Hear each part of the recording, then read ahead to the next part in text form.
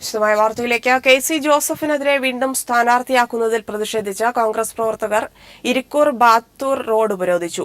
K C. ജോസഫിന്റെ കോലം കത്തിച്ചു. കെ.സി. ജോസഫ് മണ്ഡലം വിടണമെന്നാവശ്യപ്പെട്ട് മണ്ഡലത്തിൽ പോസ്റ്ററുകളും പ്രത്യക്ഷപ്പെട്ടു. വിവരങ്ങളുമായി ജോഷ്ല ചേരുന്നു. ജോഷ്ല, വാർത്തയുടെ കൂടുതൽ വിശദാംശങ്ങൾ. ഇരിക്കൂറിൽ കോൺഗ്രസ് യൂത്ത് കോൺഗ്രസ് കെ.എസ്.യു പ്രവർത്തകർക്കിടയിൽ മന്ത്രി കെ.സി. ജോസഫിനെതിരായ വികാരം ആളിക്കത്തുകയാണ്. 35 വർഷമായി മണ്ഡലത്തിൽ സ്ഥാനാർത്ഥി കുപ്പായം അണിഞ്ഞെത്തുന്ന ഒരാളെ ഇനി ആവശ്യമില്ല എന്ന് പ്രഖ്യാപിച്ചുകൊണ്ട് പ്രവർത്തകർ ഇന്ന് കെ.സി. ജോസഫിന്റെ കോലം കത്തിച്ചു. മണ്ഡലത്തിലെ പൊട്ടിപ്പൊളിഞ്ഞ റോഡ് ഉപരോധിച്ചുകൊണ്ടാണ് പ്രവർത്തകർ കെ.സി. ജോസഫിന്റെ കോലം കത്തിച്ചത്.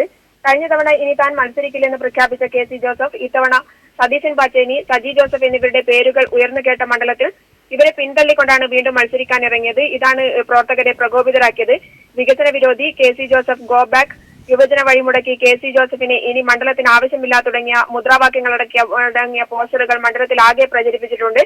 ഇത് ഇന്നലെ രാത്രി ജീപ്പിൽ സഞ്ചരിച്ച ഒരു കൂട്ടം കോൺഗ്രസ് പ്രവർത്തകരാണ് ഇത്തരത്തിൽ പോസ്റ്ററുകൾ പതിച്ചിട്ടുള്ളത് എന്നാണ് വിവരം ലഭിച്ചിട്ടുള്ളത്.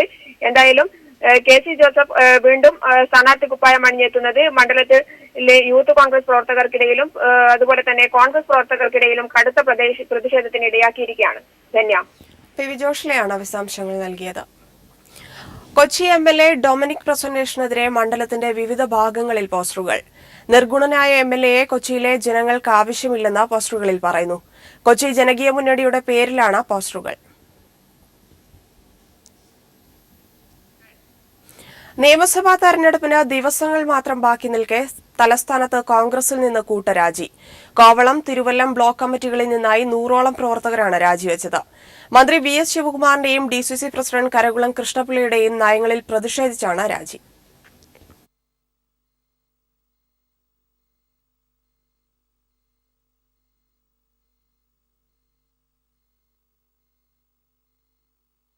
കോൺഗ്രസ് സംഘടനാ തെരഞ്ഞെടുപ്പിൽ മുതിർന്ന നേതാക്കളെ അവഗണിച്ചതിൽ പ്രതിഷേധിച്ചാണ് തിരുവനന്തപുരത്ത് 100ഓളം കോൺഗ്രസ് പ്രവർത്തകർ പാർട്ടി വിട്ടത്.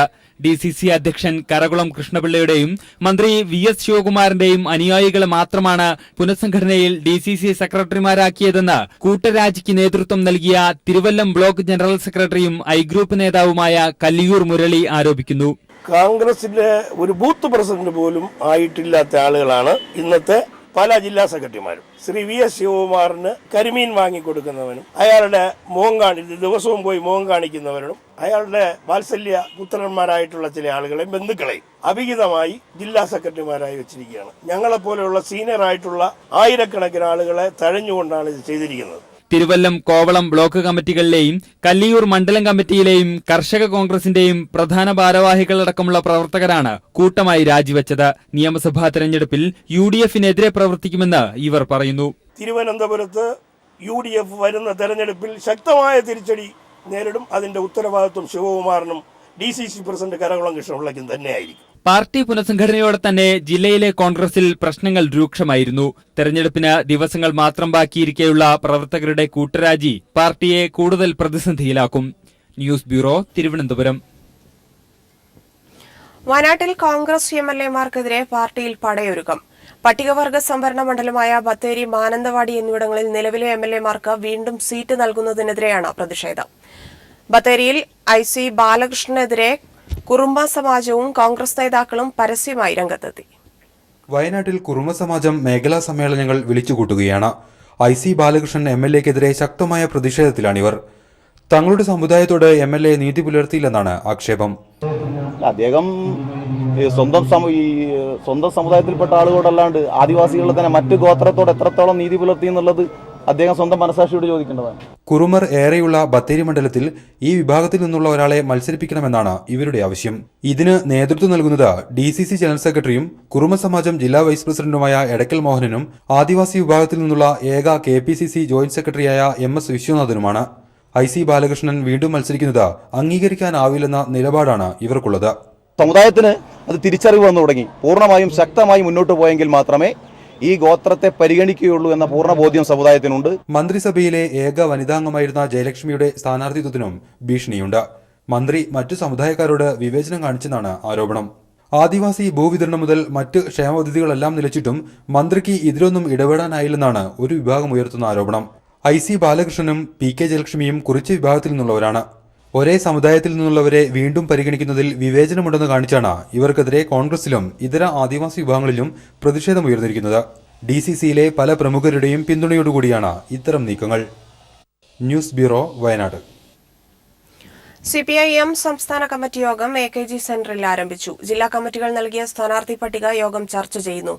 വിവരങ്ങളുമായി KG ദിനകർ ചേരുന്നു. ദിനകർ, കമ്മിറ്റി യോഗം എങ്ങനെ പുരോഗമിക്കുന്നു? മറ്റു വിശദാംശങ്ങൾ. CPM സംസ്ഥാന കമ്മിറ്റി യോഗം തുടരുകയാണ്. സ്ഥാനാർത്ഥി പട്ടികയുമായി ബന്ധപ്പെട്ട കാര്യങ്ങളാണ് യോഗം പ്രധാനമായും ചർച്ച ചെയ്യുന്നത്. ഇന്നലെ സെക്രട്ടേറിയറ്റ് ചേർന്നിരുന്നു. സെക്രട്ടേറിയറ്റിൽ ജില്ലാ കമ്മിറ്റികൾ നൽകിയ പട്ടിക സംബന്ധിച്ച് ചർച്ച ചെയ്തിരുന്നു. ഇതേ തുടർന്നാണ് സെക്രട്ടേറിയറ്റിന്റെ നിർദ്ദേശങ്ങൾ കൂടി ഉൾപ്പെടുത്തിക്കൊണ്ടുള്ള സ്ഥാനാർത്ഥി പട്ടിക സംസ്ഥാന കമ്മിറ്റി പരിശോധിക്കുന്നത്. സംസ്ഥാന കമ്മിറ്റിയുടെ, അതായത് ജില്ലാ കമ്മിറ്റികൾ നൽകിയ പട്ടികയിൽ ഒരു മണ്ഡലത്തിൽ നിന്നും ഒന്നിലധികം സ്ഥാനാർത്ഥികളുള്ള പല മണ്ഡലങ്ങളുണ്ട്. അത്തരം കാര്യങ്ങൾ വിജയസാധ്യതകൾ കൂടി പരിഗണിച്ചുകൊണ്ട് ആവശ്യമെങ്കിൽ മാറ്റങ്ങൾ വരുത്തിക്കൊണ്ടായിരിക്കും സംസ്ഥാന കമ്മിറ്റി ആവശ്യമെങ്കിൽ മാറ്റങ്ങൾ വരുത്തും. ഇതിനുശേഷം ഈ പട്ടിക ജില്ലാ കമ്മിറ്റികൾക്ക് വീണ്ടും അയച്ചു നൽകും. ജില്ലാ കമ്മിറ്റി സംസ്ഥാന കമ്മിറ്റിയുടെ കൂടി നിർദ്ദേശം പരിഗണിച്ച ശേഷം ഈ പട്ടിക വീണ്ടും സംസ്ഥാന സെക്രട്ടേറിയറ്റിന് നൽകും. തുടർന്ന് 16-ാം തീയതി ചേരുന്ന സംസ്ഥാന സെക്രട്ടേറിയറ്റ് യോഗമാകും സ്ഥാനാർത്ഥി പട്ടിക സംബന്ധിച്ചുള്ള അന്തിമ രൂപം കൈക്കൊള്ളുക.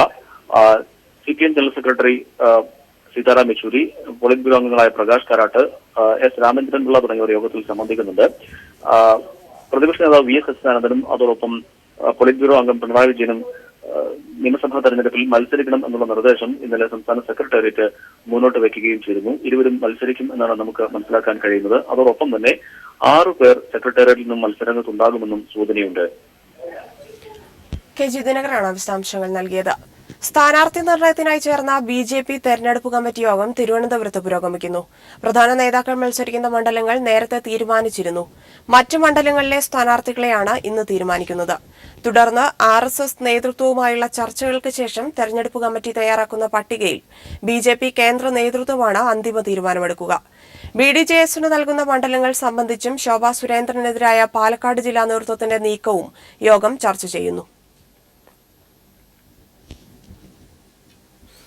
കാസർഗോഡ് ജില്ലയ്ക്കും അവകാശപ്പെട്ടതാണ് VIP മണ്ഡലങ്ങളെക്കുറിച്ചുള്ള ഗതകാല സ്മരണകൾ. ഐക്യ കേരളത്തിന്റെ പ്രഥമ മുഖ്യമന്ത്രിയായിരുന്ന EMS നമ്പൂതിരിപ്പാടും മുൻ മുഖ്യമന്ത്രി EK നായനാരും കാസർഗോഡ് ജില്ലയിലെ മണ്ഡലങ്ങളെയും നിയമസഭയിൽ പ്രതിനിധീകരിച്ചിട്ടുണ്ട്.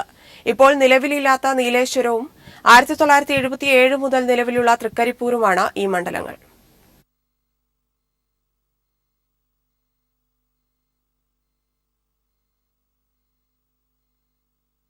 കേരളത്തിലെ ആദ്യ കമ്മ്യൂണിസ്റ്റ് മന്ത്രിസഭയ്ക്ക് നേതൃത്വം നൽകിയ EMS നമ്പൂതിരിപ്പാട് 1957 തെരഞ്ഞെടുപ്പിൽ മത്സരിച്ചത് കാസർഗോഡ് ജില്ലയിൽ നിന്നുള്ള നീലേശ്വരം മണ്ഡലത്തിൽ. ഇപ്പോൾ ഈ പേരിൽ മണ്ഡലം നിലവിലില്ല. നീലേശ്വരം നഗരസഭ ഇപ്പോൾ കാഞ്ഞങ്ങാട് മണ്ഡലത്തിന്റെ ഭാഗമാണ്. ഇപ്പോഴത്തെ പയ്യന്നൂർ, തൃക്കരിപ്പൂർ, കാഞ്ഞങ്ങാട് മണ്ഡലത്തിന്റെ ഭാഗങ്ങൾ ഉൾപ്പെടുന്നതായിരുന്നു അന്നത്തെ നീലേശ്വരം ദ്വയാംഗ മണ്ഡലം. EMSനൊപ്പം കമ്മ്യൂണിസ്റ്റ് പാർട്ടി സ്ഥാനാർത്ഥിയായിരുന്ന കല്ലളൻ വൈദ്യരും ഇവിടെ നിന്നും വിജയിച്ചു. PSP കോൺഗ്രസ് സ്ഥാനാർത്ഥികളെയാണ് അന്ന് EMSും കല്ലളൻ വൈദ്യരും വൻ ഭൂരിപക്ഷത്തിന് തോൽപ്പിച്ചത്. EMSന്റെ സ്ഥാനാർത്ഥിത്വം പാർട്ടി പ്രവർത്തകരിൽ വലിയ ആവേശം പകർന്നതായി അന്ന് തെരഞ്ഞെടുപ്പ് പ്രവർത്തനങ്ങളിൽ സജീവമായി പങ്കെടുത്ത നീലേശ്വരത്തെ P അമ്പാടി ഓർമ്മിക്കുന്നു. EMSന്റെ പ്രസംഗം കേൾക്കാൻ ഒരുപടി ആളുകളും വരുമല്ലോ, പ്രബലന്മാരായിട്ട് ആളുകൾ, അറിയപ്പെടുന്ന ആളുകളെല്ലാം വരുമല്ലോ. EMS എന്ന് പറഞ്ഞാൽ അത് വലിയ വേദിയാഴ്ച മാറുന്നത്. EMS നിരീക്ഷണത്തിന് വന്ന ഒരു പ്രത്യേകതയല്ലേ. അക്കാലത്തെ പ്രചാരണ പ്രവർത്തനങ്ങൾ ഇന്നത്തെ പോലെ എളുപ്പമായിരുന്നില്ല. റോഡുകളോ മറ്റ് സൗകര്യങ്ങളോ ഉണ്ടായിരുന്നില്ല.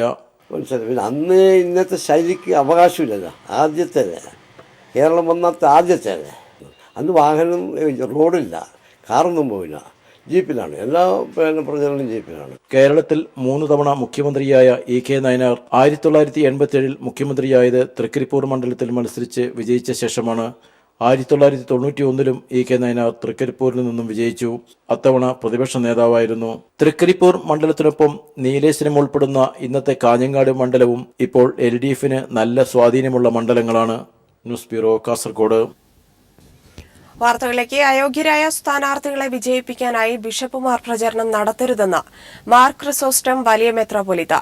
EMS നമ്പൂതിരിപ്പാടും C അച്യുതമേനോനുമാണ് കേരളം ഇന്നുവരെ കണ്ടിട്ടുള്ളതിൽ വെച്ച് ഏറ്റവും മികച്ച മുഖ്യമന്ത്രിമാരെന്നും ക്രിസോസ്റ്റം തിരുമേനി പറഞ്ഞു.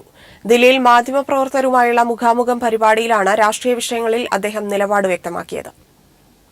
നർമ്മവും ചിന്തയും ആത്മീയതയും രാഷ്ട്രീയവുമെല്ലാം ഉൾക്കൊള്ളിച്ചും അനുഭവങ്ങൾ പങ്കുവച്ചും സംസാരിച്ച ക്രിസോസ്റ്റം തിരുമേനി മാധ്യമപ്രവർത്തകർക്ക് ചോദ്യങ്ങൾ ചോദിക്കാനുള്ള അവസരം കൊടുത്തത് ഇങ്ങനെ: എനിക്ക് ഉത്തരം അറിയാവുന്ന ചോദ്യം നിങ്ങൾ ചോദിക്കും. ചോദ്യങ്ങളേറെയും കേരളത്തിലെ നിയമസഭാ തെരഞ്ഞെടുപ്പിനെ കുറിച്ച്.